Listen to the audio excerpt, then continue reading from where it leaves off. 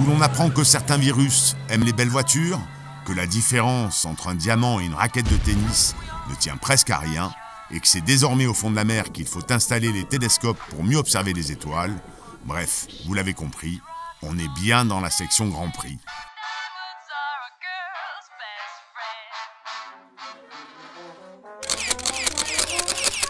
Lumini, nous sommes à l'UMR 7257. Ici, nous avons eu la chance de rencontrer Bruno Canard. Le chercheur est passionné de montagne et de musique. Trompettiste, guitariste, il exerce ses talents dans le big band du CNRS. Eh oui, il y a un big band au CNRS, fallait le savoir. Directeur de recherche de virologie structurale, Bruno Canard étudie les virus émergents.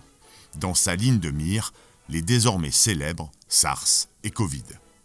Donc ici, on est dans un laboratoire de recherche fondamentale qui essaie de comprendre comment ces virus fonctionnent. Donc on voit le résultat d'une épidémie aujourd'hui, mais ce qui nous intéresse, c'est de savoir qu'est-ce qu'il y a à l'intérieur du virus et quel est le moteur et quel est le fonctionnement vraiment au niveau moléculaire de ces virus. Si je prends une analogie avec des voitures, vous trouvez une voiture, vous ouvrez le capot, vous regardez le moteur, et le moteur, vous voulez bien savoir comment ça fonctionne. À l'aide de microscopes ultra puissants, Bruno Canard peut observer la structure atomique du virus, et plus particulièrement son moteur.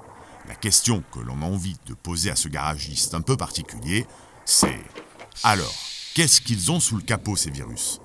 Sous le capot, on trouve déjà une molécule d'ARN, qui est un acide nucléique qui est porteur de l'information génétique, qui code pour des protéines qui vont être les petits acteurs du moteur, les pièces du moteur, et donc on détermine leur forme, leur structure, ainsi que des médicaments qui vont interagir et mettre un petit peu un grain de sable dans le moteur. Donc ce que fait le laboratoire, c'est de découvrir d'une part ces grains de sable, quel type de grain de sable va enrayer la machine, et d'autre part, où le grain de sable va agir et comment il va réaliser l'arrêt, son action contre le virus. Ici, quelques précisions s'imposent. L'ARN d'un virus, c'est son support génétique, un peu comme notre ADN. Ce support est essentiel lors de la réplication virale. En effet, une fois qu'il a infecté une cellule, le virus va produire de nouvelles unités de lui-même. Il va se photocopier. Et dans le cas des virus émergents, comme la Covid par exemple, la photocopieuse commet des erreurs. Mais c'est pas mal ça, un virus qui commet des erreurs, non ? Oui, donc créer des erreurs lorsque le petit moteur recopie les lignes de code, on pourrait croire qu'en fait, c'est pas bien puisqu'il fait des erreurs. Oui, s'il fait trop d'erreurs, le virus est mort. Mais s'il en fait juste ce qu'il faut, ça lui permet de créer de la diversité et des nouvelles formes de génome qui vont en fait être sélectionnées par le milieu ambiant. En ce qui concerne, on le voit avec les variants, hein, ils sont sélectionnés. Et finalement, d'avoir créé cette diversité est un avantage évolutif pour le virus. Et donc, nous, la question qui nous préoccupe, c'est quelle est la structure et le fonctionnement du moteur. Et donc, effectivement, sur les 2 dernières années, on a découvert 2 choses. Premièrement, quelles sont les bases au niveau atomique du fonctionnement de ce moteur, comment il crée ces petites erreurs qui vont créer des variations, d'une part. D'autre part, en collaboration avec une société américaine, nous avons trouvé un médicament qui va venir se coller sur ce moteur et l'arrêter. Ce médicament, à l'heure actuelle, est en phase d'essai clinique numéro 3.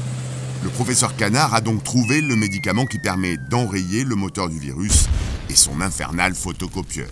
Du coup, on se prend à rêver de la disparition pure et simple du coronavirus. Ce qu'il faut savoir, c'est que le coronavirus, d'un point de vue évolutif, il est très au point. Il crée beaucoup de variants. Et par contre, ce qui est intéressant, c'est que les médicaments s'adressent à des coronavirus au sens large. C'est-à-dire que le petit moteur qu'on va tuer, en quelque sorte, est un moteur qui est conservé. C'est-à-dire c'est le même chez tous les variants. Donc, logiquement, on va avoir un large spectre. Un point important aussi, c'est que des médicaments antiviraux, et on l'a vu sur le VIH et sur d'autres virus, il faut plutôt associer plusieurs molécules pour avoir un effet très puissant. Donc, petit à petit, plusieurs médicaments sont en phase 3 et même déjà, sont déjà sur le marché. Et l'association de ces médicaments promet des résultats qui seront très intéressants.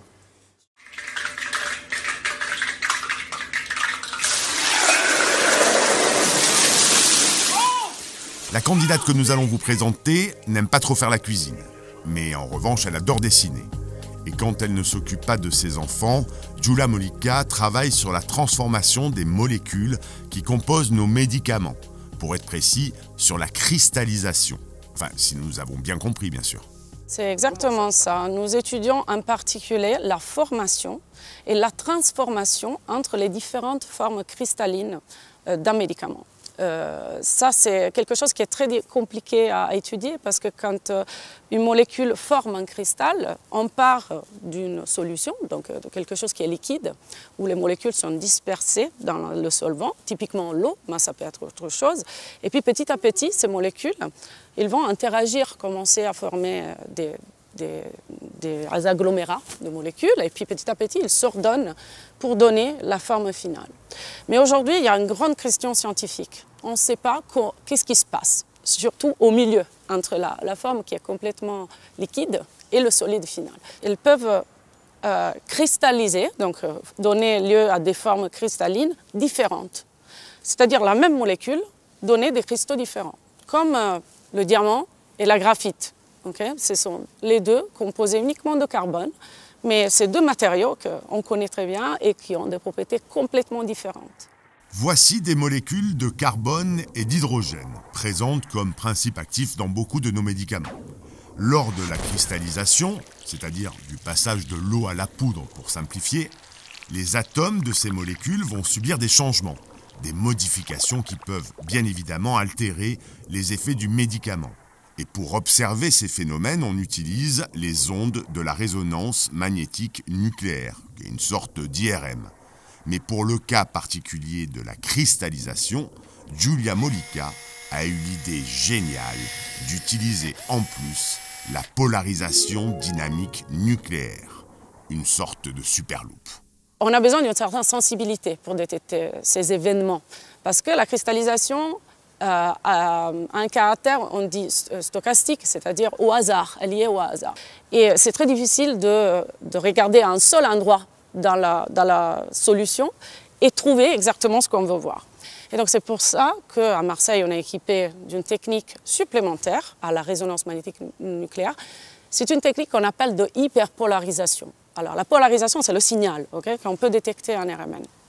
Hyper, parce que c'est beaucoup plus grand de ce qu'on peut détecter normalement avec un appareil de résonance magnétique nucléaire traditionnel.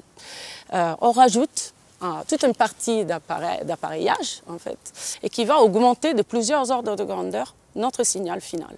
Et c'est ça qui nous permet de voir aussi ces événements très, très rares. Dans ces laboratoires de l'Institut de chimie radicalaire, Giulia Molica devrait rapidement percer les mystères de la cristallisation. Et ses recherches fondamentales devraient à terme avoir bien des impacts dans notre quotidien. On a développé donc un support qui nous permet de figer ces étapes intermédiaires de cristallisation en utilisant l'instrumentation de RMN avec la loupe, la super loupe. Concrètement, j'espère que les résultats que j'obtiendrai peut-être dans les prochains 5 ans, je peux me positionner comme ça, permettront d'identifier les mécanismes au niveau atomique qui permettent de favoriser la formation d'une certaine forme cristalline plutôt qu'une autre. Et à long terme, je pense que ça peut avoir en fait des impacts dans plein de domaines différents.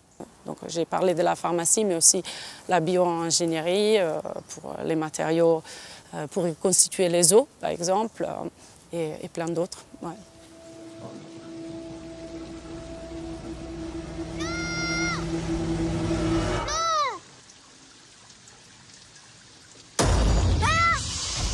Pour présenter notre prochain candidat, nous aurions pu vous parler de sa passion pour Stephen King ou pour la musique de la Renaissance. Mais arrivé au laboratoire de physique des particules de Marseille, nous avons préféré qu'il le fasse lui-même. Je suis Vincent Bertin, je suis chercheur au CNRS, au laboratoire Centre de physique des particules de Marseille. Et je suis chef d'une équipe qui travaille sur l'expérience Chem3Net pour la détection des neutrinos au fond de la mer. Allez, même si tout le monde sait bien ce qu'est un neutrino, on va se rafraîchir la mémoire. Le neutrino est la seule particule à provenir de phénomènes cosmiques violents, comme les réactions thermonucléaires du Soleil et autres cataclysmes de l'univers. Mais ce n'est pas tout.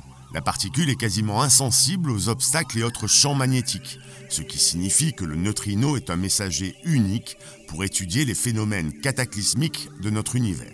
Oui, mais voilà, cette particule n'est visible qu'à sa mort, quand elle vient percuter le noyau d'un atome. Et c'est donc au fond des océans, dans un milieu sombre et gorgé de particules, que les équipes de Vincent Bertin ont trouvé la solution pour capter ce phénomène aussi fugace que rarissime. Donc l'objet de nos recherches, c'est de construire ce nouveau détecteur au fond de la mer. Il est installé à 2500 mètres de profondeur. C'est un détecteur câblé pour mesurer en permanence les sillages de lumière qui sont créés par l'interaction rare, mais qui arrive, des neutrinos avec la matière. Lorsque le neutrino tape sur le noyau d'un atome, ce qui est malheureux pour lui, mais c'est extrêmement rare, ça va créer une particule secondaire qui, lorsqu'elle voyage dans la mer, elle va traverser l'eau, elle va émettre de la lumière.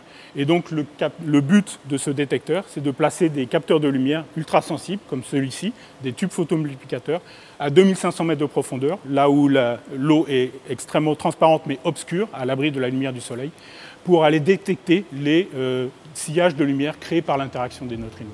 Installés au large de Toulon, ce sont à terme 100 lignes de capteurs nouvelle génération qui scruteront le ciel. Et oui, le ciel, car outre la connaissance de l'invisible neutrino, le projet KM3Net entend bien répondre au mystère de l'astronomie. Donc ce détecteur de neutrinos, en fait, on dit que c'est un véritable télescope. Pourquoi? Parce qu'il est capable de reconstruire, de mesurer de quelle direction provient le neutrino. Le gros avantage par rapport à un télescope classique, on va dire, c'est qu'il est capable de regarder la surface du ciel en permanence, en fait la surface du ciel sous nos pieds, parce qu'on va même regarder les neutrinos qui traversent toute la planète, et donc on fait de l'astronomie à travers la Terre. Et aujourd'hui, au XXIe siècle, la nouvelle astronomie, on parle de l'astronomie multimessager. On met en corrélation ce qu'on détecte avec la lumière sur toutes ses formes, avec les neutrinos, et même aujourd'hui avec les ondes gravitationnelles, qui sont un autre phénomène extrêmement compliqué à détecter. Volontairement pluridisciplinaire, le projet KM3Net n'entend pas s'arrêter à la seule observation du ciel. Non, ces capteurs nouvelle génération entendent bien nous donner aussi des nouvelles du fond des mers. On a développé toute une infrastructure au fond de la mer pour faire la lecture, l'acquisition des données de ce détecteur.